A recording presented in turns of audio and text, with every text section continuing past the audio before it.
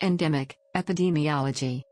In epidemiology, an infection is said to be endemic, from Greek nu and in, within and delta mu omicron sigma demos people, in a population when that infection is constantly maintained at a baseline level in a geographic area without external inputs.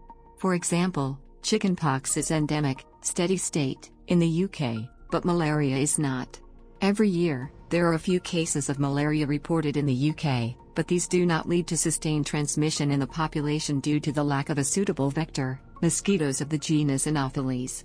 While it might be common to say that AIDS is endemic in many African countries, meaning found in an area, this is a use of the word in its etymological, rather than epidemiological, form. AIDS cases in Africa are increasing, so the disease is not in an endemic steady state. It is correct to call the spread of AIDS in Africa an epidemic.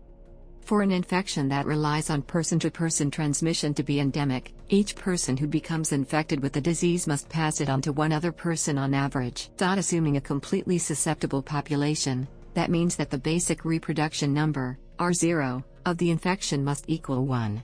In a population with some immune individuals, the basic reproduction number multiplied by the proportion of susceptible individuals in the population, S, must be 1.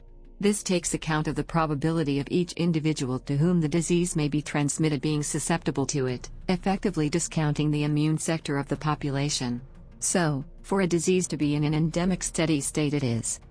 In this way, the infection neither dies out nor does the number of infected people increase exponentially, but the infection is said to be in an endemic steady state.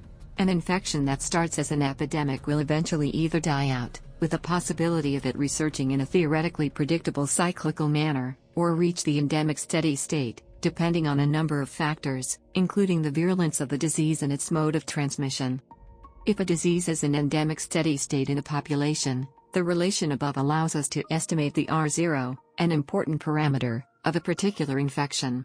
This in turn can be fed into a mathematical model for the epidemic.